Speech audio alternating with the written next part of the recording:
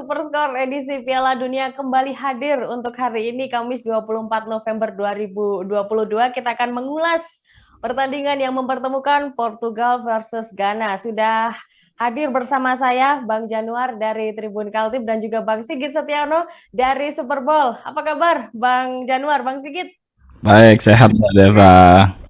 Masih semangat di Piala Dunia kali ini ya. Oke, ini Portugal versus Ghana dari grup H ya, di tengah kontroversi Ronaldo yang akhir-akhir ini memang sedikit berulah dan kita nggak tahu ulahnya ini tujuannya apa, apakah untuk negatif, apakah untuk positif dan bagaimana nasibnya di timnas Portugal. Kita akan mengulasnya untuk pertama kali Bang Januar.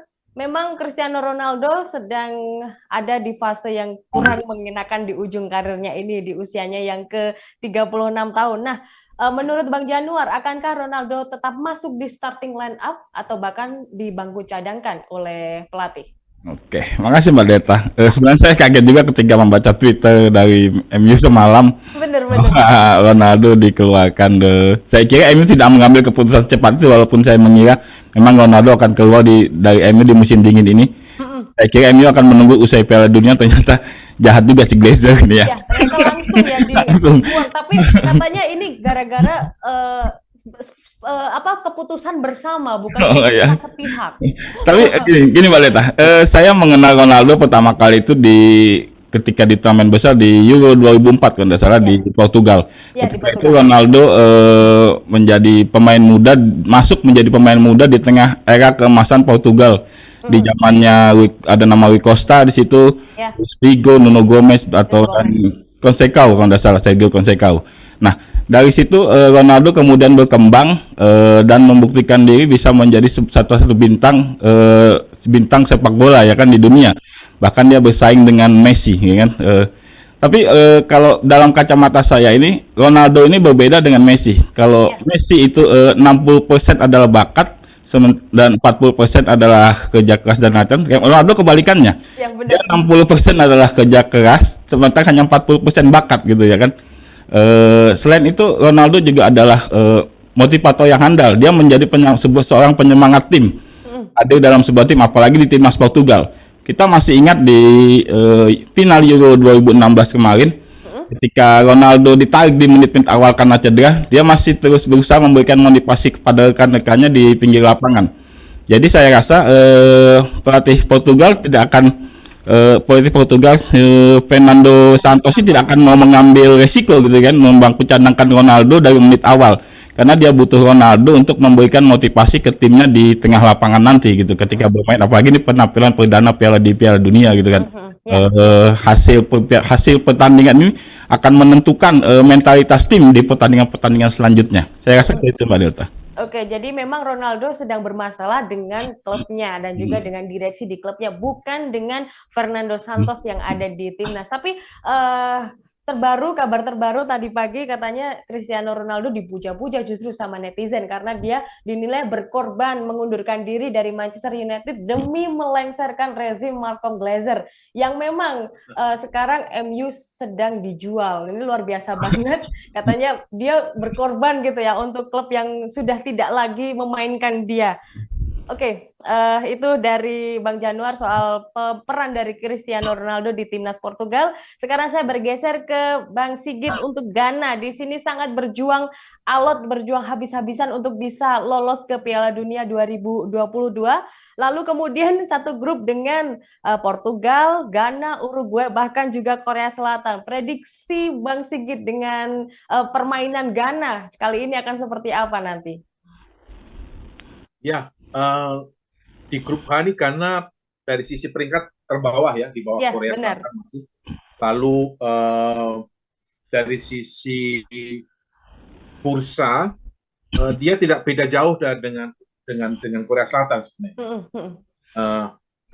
Karena ini sama halnya dengan Kamerun, dia juga pernah mencapai tahap perempat final. Waktu 2010 di Afrika Selatan, dia bahkan hampir saja ke semifinal. Sebelum dirampok Suarez Bang ya, sebelum dirampok Suarez itu ya. Benar. Sebelum datang di Uruguay itu ya. Dulu kebetulan dari teman-teman kita Kompas Gramedia yang berangkat, ada salah satu teman kompas.com itu bisa membuat rekaman-rekaman yang bagus, lalu melukiskan bagaimana sebenarnya dahsyatnya Ghana ya. Tapi tahun 2014 terakhir mengikuti Piala Dunia di Brasil, Ghana ini banyak persoalan sehingga tersingkir lebih awal, dan ada pemain yang melakukan indisipliner. Jadi waktu itu seingat saya salah satunya adalah Kevin Prince Boateng. Jadi kalau keluarga Boateng ini yang kalau kakaknya ikut Jerman, Kevin ikut Ghana. Dia melakukan tindakan indisipliner sehingga dipulangkan lebih cepat. Dari situ memang Ghana butuh waktu untuk bangkit ya, 2018 absen, sehingga membutuhkan proses untuk konsolidasi. Dan saya kira dari sisi tim, persoalan Ghana ini lebih persoalan bagaimana merampungkan urusan internal dirinya sendiri. Kalau dari sisi pemain-pemain, saya kira Ghana tidak akan kehabisan pemain ya. Ada duo dari Crystal Palace yang akan memperkuat Ghana, Sklopp sama Ayew Jordan, dan itu saya kira akan menjadi salah satu pemain kunci selain Partey dari Arsenal yang sedang naik daun gitu ya. Saya kira dari sisi permainan Ghana bukan tim underdog di grup H ini. Portugal dengan sama-sama melihat latar belakangnya, saya kira menjadi seru lah, khas tim-tim Afrika Selatan bisa membuat kejutan saya. Ya, oke. Target realistis Ghana bakalan seperti apa nih dari grup H ini, Bang Sigit? Ya, kalau dia lolos, saya kira peluangnya masih terbuka ya. Dari sisi beberapa analis berdasarkan big data yang muncul, memang karena peluangnya juga nggak jauh-jauh amat, misalnya dengan Uruguay maupun dengan Portugal. Apalagi dengan Korea, saya kira meskipun kalah peringkat di FIFA, dari sisi peluang-peluang dia nggak jauh berbeda. Sehingga saya mengharapkan karena juga akan membuat kejutan saat meladeni Portugal yang kemarin juga agak terseok sehingga harus play off sama seperti Italia waktu di kualifikasi.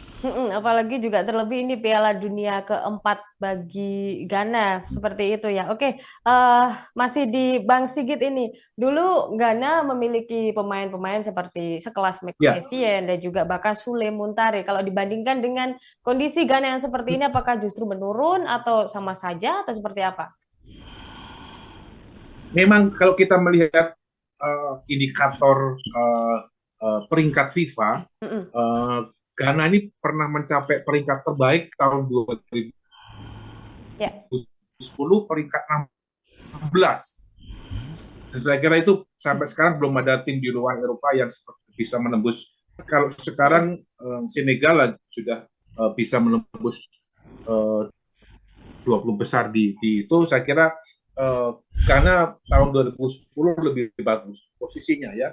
Dan saya kira ini akan menjadi kekuatan tersendiri bagi Ghana, seperti juga dengan Kamerun. Ghana juga sekali menembus perempat final dan nyaris ke semifinal yang kita tadi bahas di Afrika Selatan. Dan dari sisi kekuatan tim, saya kira Ghana sangat mumpuni untuk lolos. Saya kira persaingan di grup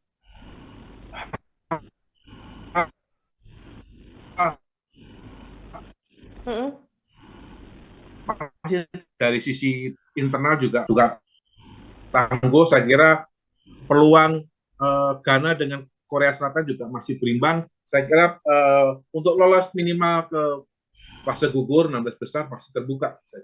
Ya, oke, masih terbuka peluangnya untuk Ghana.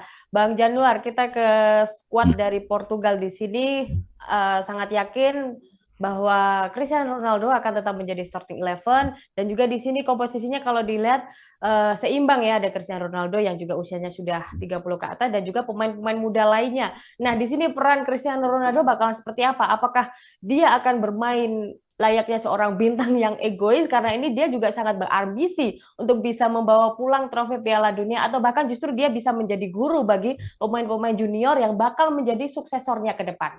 Ya. Ya, bagaimanapun juga sosok Ronaldo adalah seorang superstar ya kan, Ya. baik di klub maupun di timnas ya kan. Tapi dia juga menjadi sebuah panutan bagi pemain-pemain muda Portugal di masanya yang sekarang.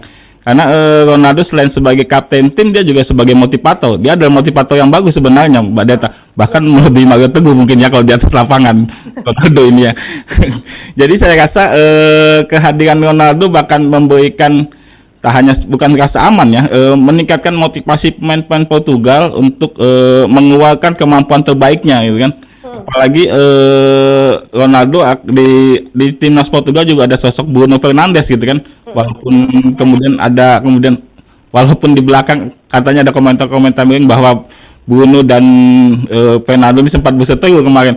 Tapi saya yakin keduanya akan mengesampingkan hal tersebut ketika sama-sama berbaju timnas Portugal, Mbak Delta. Oke, jadi kemarin juga sempat ya beredar video yang waktu mereka berdua salaman Ya. saling cemburu, tapi ternyata itu cuma gimmick aja agar media juga ramai waktu itu. Ada saja seperti itu ya Bruno dan juga Cristiano Ronaldo. Oke, masih di Bang Januar, bisa dong kita bedah skuadnya tim dari Fernando Santos mulai dari kiper sampai penyerang? Oke. Fernando Santos sebenarnya setelah lewatnya era golden generation masa zamannya Figo dan Nel Costa sebenarnya Portugal sudah menemukan kembali peak line up-nya, peak pemain-pemainnya yang sudah banyak bermain-main di liga-liga kasta atas Eropa. Jadi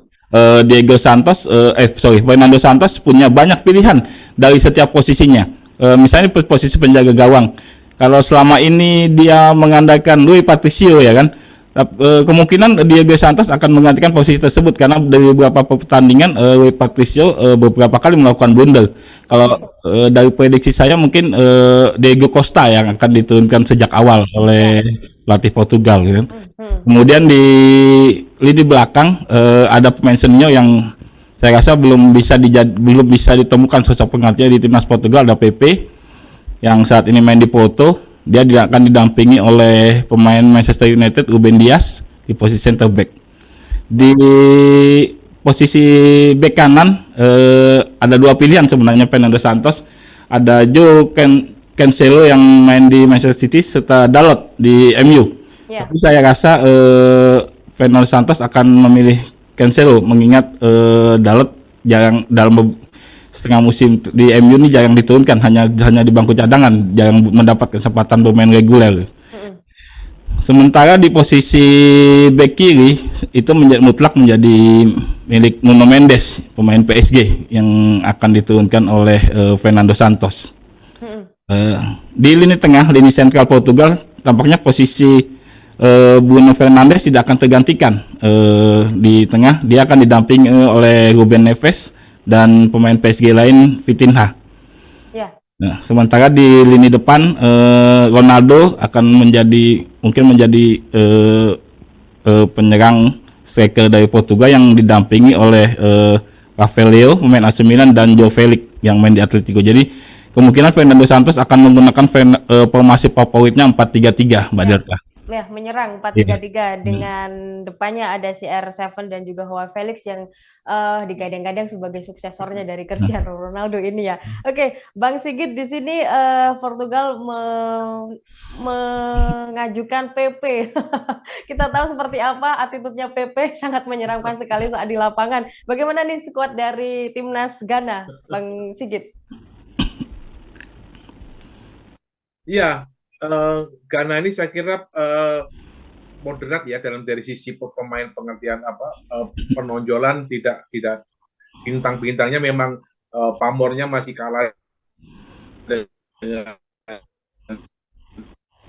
dengan dan termasuk PP sendiri. Ya. Saya kira PP sangat berpengalaman dan itu mahal sekali harganya ketika dia berada di belakang pertahanan. Usianya bisa lebih tahan untuk lebih lama, sama hanya dengan dulu di Itali punya Franco Baresi yang begitu lama dipertahankan karena memang dia menjadi tonggak seperti hanya PP. Nah, saya kira pemain-pemain tengah Ghana ini yang akan menjadi pendorong untuk bisa menembus pertahanan dari pertahanan dari Portugal. Jadi second strike seperti saya kira eh, partai itu akan menjadi salah satu bintang ya untuk dan keluarga Ayu itu Mm-mm. akan menjadi pemain-pemain kunci yang bisa menggoyang PP. PP pengalaman barangkali ketika beradu speed itu yang jadi persoalan. Ya. Itu yang saya kira sisi-sisi itu yang akan dieksploitasi oleh pelatih Utko Edo. Saya kira Mm-mm. begitu formasi yang bisa dikemas oleh Ghana. Timnas Ghana. Oke, dan jangan lupakan ada juga Muhammad Kudus ya, wonderkid yang bermain di Ajax Ajax. Amsterdam di sini yang Jelas. digadang-gadang pula bakalan menjadi penerusnya Essien. Nah, ini dua kubu sama-sama harus waspada gitu ya. Prediksi skor Bang Januar, Bang Sigit, silakan. Bang Sigit dulu ya kan. Oke, Bang Sigit dulu silakan di pemegang Ghana ini. Ya, saya oke oke. Ini ya Muhammad Kudus itu bisa menggoyang PP yang sudah mulai busur ya. Ya, Jadi 2-1 untuk keunggulan Portugal ya. 2-1 untuk Berharap Portugal. seperti paling tidak syukur-syukur karena bisa bermain imbang. Oke, syukur-syukur Ghana bisa mengimbangi permainan Portugal. Setuju nggak nih Bang Januar? 2-1 ini untuk Portugal ini. Ya, pertandingan ini mungkin menjadi momen untuk Ronaldo bahwa membuktikan dirinya bahwa MU salah mengesampingkan dirinya gitu ya kan. Itu menjadi momen pembuktian bagi Ronaldo. Ya, Jadi mungkin Ronaldo akan punya motivasi berlebih gitu kan. Begitu juga mungkin dia akan didukung pemain-pemain muda ya seperti Leao dan Felix gitu ya kan di lini depan. Jadi saya rasa dengan didukung oleh Bruno Fernandes di lini tengah, Portugal akan menguasai pertandingan melawan Ghana nanti. Saya rasa skor akhir 2-0 untuk Portugal. oke, jadi ternyata Portugal masih diunggulkan saat melawan Ghana nanti ya. Dan terima kasih ya untuk Bang Januar dan untuk Bang Sigit sudah memberikan ulasan yang luar biasa di laga Portugal versus Ghana ini. Sampai jumpa Bang Januar, Bang Sigit di ulasan berikutnya. Sampai jumpa. Ya, sampai Salam jumpa. sehat. Ya, oke Tribuners, jangan lewatkan ya program Superscore edisi spesial Piala Dunia 2022. Kami tayang di YouTube Tribunnews dan Facebook Tribunnews, tayang 1 jam sebelum pertandingan dimulai dan jangan sampai melewatkan nonton kami ya. Dan saya Delta Gonzales pamit undur diri, sampai jumpa di laga selanjutnya. Bye.